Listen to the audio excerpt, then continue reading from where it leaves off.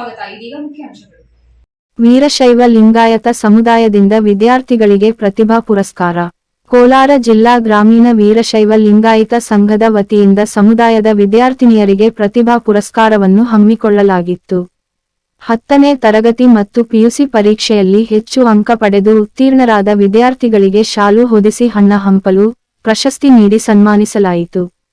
ಬಂಗಾರಪೇಟೆ ಪಟ್ಟಣದ ಅಕ್ಕ ಚಮ್ಮ ವೀರಶೈವ ಕಲ್ಯಾಣ ಮಂಟಪದಲ್ಲಿ ಈ ಕಾರ್ಯಕ್ರಮ ಏರ್ಪಡಿಸಲಾಗಿತ್ತು. ಈ ಸಂಬಂಧವಾಗಿ ಮಕ್ಕಳಿಂದ ಸಾಂಸ್ಕೃತಿಕ ಕಾರ್ಯಕ್ರಮ ಎಲ್ಲರ ಆಕರ್ಷಣೆಗೊಂಡಿತ್ತು. ಗ್ರಾಮೀಣ ವೀರಶೈವ ಲಿಂಗಾಯತ ಸಂಘದ ಅಧ್ಯಕ್ಷರಾದ ಮಾದಮಂಗಲ ರವಿ ನೇತೃತ್ವದಲ್ಲಿ ನಡೆದ ಈ ಕಾರ್ಯಕ್ರಮದಲ್ಲಿ ರೈಲ್ವೆ ಪೊಲೀಸ್ ಠಾಣೆ ಅಧಿಕಾರಿ ಹಿಮಾಚಲ್, ನಿವೃತ್ತ ಶಿಕ್ಷಕರಾದ ಬೆಳವಟ್ಟಿಗೆ, ಕೆಸಿ ಉಮೇಶ್ ಕುಮಾರ್, ನಿವೃತ್ತ ಪೊಲೀಸ್ ಅಧಿಕಾರಿ ಮಲ್ಲಿಕಾರ್ಜುನಯ್ಯ, ಬಿಜೆಪಿ ಜಿಲ್ಲಾ ಯುವ ಮೋರ್ಚಾ ಅಧ್ಯಕ್ಷ ತೇಜಸ್ ಮತ್ತಿತರರು ಇದ್ದರು. ಅಕ್ಕನ ಬಳಗ ಪ್ರಧಾನ ಕಾರ್ಯದರ್ಶಿ ಕುಮುದಿನಿ ಮಾತನಾಡಿದರು. ವರದಿ ವಿ. ಶಿವಾರೆಡ್ಡಿ, ಬಂಗಾರಪೇಟೆ.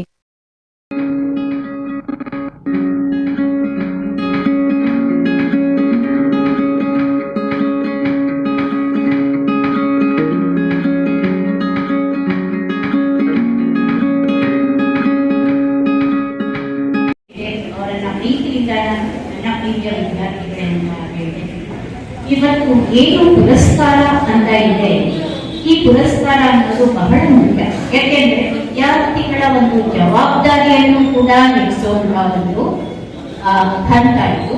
ಹಾಗೆ ವಿದ್ಯಾರ್ಥಿಗಳಲ್ಲಿ ಒಂದು ಪ್ರೋತ್ಸಾಹವನ್ನು ನೀಡುವಂತಹ ಒಂದು ಕಾರ್ಯ ಕೂಡ ಹೋಗ್ತದೆ. ಹಾಗಾಗಿ ವಿದ್ಯಾರ್ಥಿಗಳಿಗೆ ಅಂತಾನೆ ನಾನು ಕೆಲವು ಹಿತನುಡಿಗಳಿಗೆ ನಾನು ಶಿಕ್ಷಕಿಯಾಗಿ ಕಂಡುಕೊಂಡಂತಹ ನ್ಯೂನ್ಯತೆಗಳು ಹಾಗೂ ಒಂದು ಮೆಚ್ಚುಗೆಯ ವಿಷಯಗಳನ್ನ ನಾನು ಇಲ್ಲಿ ಹಂಚಿಕೊಳ್ಳಲು ಇಷ್ಟಪಡ್ತೀನಿ. ಯಾಕಂದ್ರೆ ವಿದ್ಯಾರ್ಥಿಗಳಿಗಾಗಿ ಈ ಪುರಸ್ಕಾರವನ್ನ ಮಾಡ್ತಾ ಇರ್ತೀನಿ. ನೋಡಿ ವಿದ್ಯಾರ್ಥಿಗಳೇ, ಮಕ್ಕಳೇ, ಇಲ್ಲಿಗೆ ನಿಮ್ಮ ಒಂದು ಏನು ವಿದ್ಯಾಭ್ಯಾಸ ಮುಗಿದಿಲ್ಲ, ಇನ್ನು ಮುಂದಿನ ಒಂದು ಹಂತಕ್ಕೆ ನೀವು ಹೋಗ್ತಾ ಇದ್ದೀರ. ಇಷ್ಟೇ ನಮಗೆ ಪುರಸ್ಕಾರವನ್ನ ಕೊಟ್ಟಿದ್ದಾರೆ. ನಾವು ಏನಿಲ್ಲ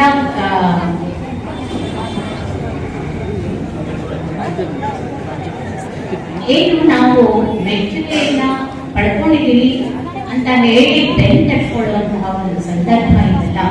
ಯಾಕೆಂದ್ರೆ ಇನ್ನು ಹೆಚ್ಚಿನ ಜವಾಬ್ದಾರಿ ನಿಮಗೆ ಇದೆ.